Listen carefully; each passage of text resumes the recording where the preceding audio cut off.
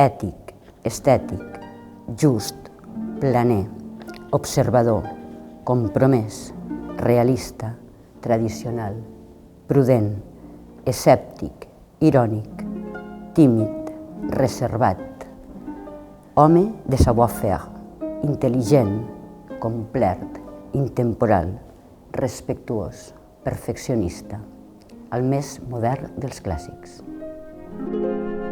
L'Ebre ha estat el paisatge, Tortosa la seva ciutat.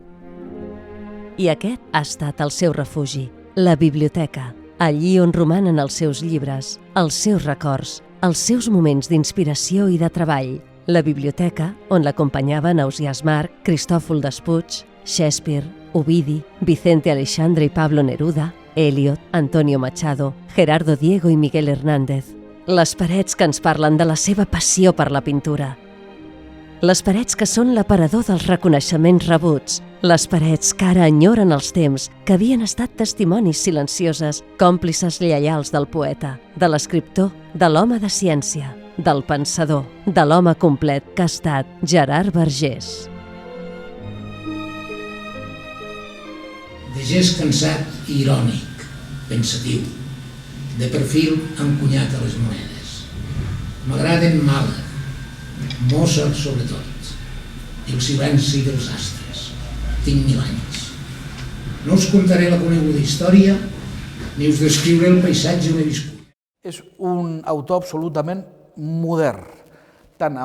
No ha escrit grans volums, gran quantitat de volums de llibres, de poesia o de prosa d'assaig, però en tots ha encertat. Tot el que ha fet ell és bo, i això és molt difícil de dir de qualsevol escriptor. 5 poemaris, la traducció dels sonets de William Shakespeare, assajos i biografies, són el seu llegat literari. És la seva obra, impecable, d'una profunda sensibilitat i alhora irònica i modesta.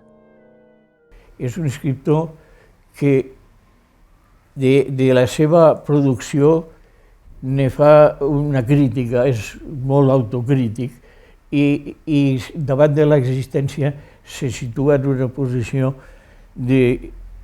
com desconeixent l'existència, com sent una víctima de l'existència, com minimitzant la seva vida i com minimitzant la seva producció literària.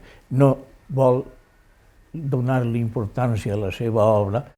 Hem d'esperar fins la dècada dels 80 perquè el seu talent sigui reconegut. L'any 1981 es dona a conèixer guanyant, amb L'ombra rogenca de la lloba, el Premi Carles Riba, però el seu neguit venia de lluny, des de la seva joventut, quan va fundar amb l'amic Jesús Masip la revista Géminis, un autèntic referent de les lletres. Géminis va ser un revulsiu en anys de postguerra, un espai literari de llibertat i una escola d'aprenentatge per tota una generació d'escriptors. Allò era una revista, diguem-ne, de joventut, que vam intentar fer una cosa diferent del que s'estilava en aquell moment, que només es feia una mica de folklore i coses molt locals i molt innocents. I nosaltres, amb aquella mena d'inconsciència juvenil, doncs vam voler anar un pèl més enllà. Tanmateix, hauran de passar 20 anys perquè Gerard Vergés sigui reconegut i valorat com un dels grans escriptors catalans del segle XX. El molí de l'ombra, d'Albert Manent, 2 vots. 13 biografies imperfectes de Gerard Vergés, 3 vots. Queda, doncs, proclamada guanyadora del Premi Josep Pla 1985 l'obra 13 biografies imperfectes de Gerard Vergés. Als anys 80 brillarà com pocs. Després del seu primer èxit, arribarà l'any 1985 el Premi Josep Pla amb 13 biografies imperfectes, el Premi Josep Vallverdú per Eros i l'art el 1991 i el Premi Crítica Serra d'Or per la traducció dels sonets complets de Shakespeare l'any 1994. El seu reeiximent com a escriptor l'assoleix quan ja ha aconseguit el prestigi com a farmacèutic, la seva professió. Home de ciència, el seu treball i descobriments en l'àmbit de la farmàcia han rebut un merescut reconeixement. L'any 2001 ingressava a la Reial Acadèmia de Farmàcia de Catalunya. 2 anys després rebia el Premi Josep Trueta al Mèrit Sanitari. Poeta i alquimista. una dualitat que en Gerard Vergés és simbiòtica, tant en la recerca de la perfecció, en la formulació dels seus versos, com en la precisió dels seus mots i les constants referències d'apotecari en la seva producció literària. De fet, escrivia des de la seva posició. Vull dir que cal veure, per exemple, la raïz de la mandràgora. Posa un títol que és un títol de farmacèutic. O les seves poesies dedicades expressament a determinades coses d'herbes, de la farmàcia, que per tant no excluïx ell aquesta situació de què és farmacèutic. Sens dubte, la seva infància, la llengua i el paisatge són tres constants en la poesia de Gerard Vergés. Una llengua que no va aprendre a escola, una infància marcada per la guerra, un paisatge on l'Ebre n'és l'emblema.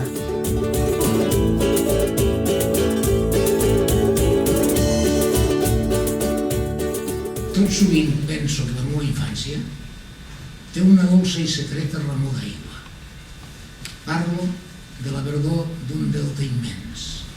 Parlo dels vols dels ibis, milers d'ibis com volves vives de la neu més blanca, i del flamenc rosat, de l'íntim rosa d'un pit de noia gairebé entrevist. I parlo del coll verd bronzint per l'aire com la pedra llançada per la fona, de l'anguila subtil com la serpent, la tenca platejada de les basses.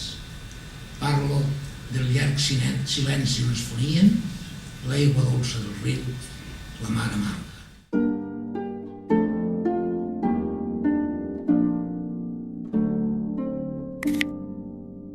La jornada en la qual el país dedica un dia a la literatura, el dia que recordem a William Shakespeare, Josep Pla, Miguel de Cervantes, el dia del llibre, Gerard Vergés emprenia el seu darrer viatge.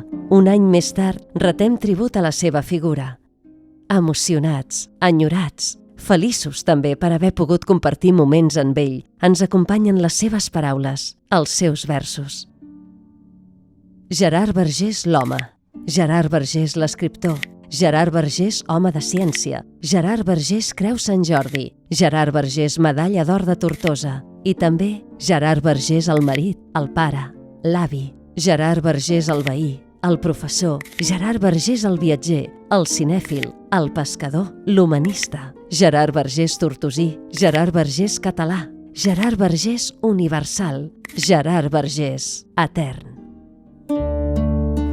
Esperem que en una galàxia perduda, en un petit planeta, a l'any 30.000 de l'era de Saturn, encara queda el rastre, la petjada i la evidència de que va existir Gerard Vergés, el poeta tortosí que ens va deixar una nova manera d'originalitat, la autenticitat, perquè com a bon clàssic, la seva estela, la seva obra, perdurarà i passarà per damunt del més implacable dels crítics, el pas del temps.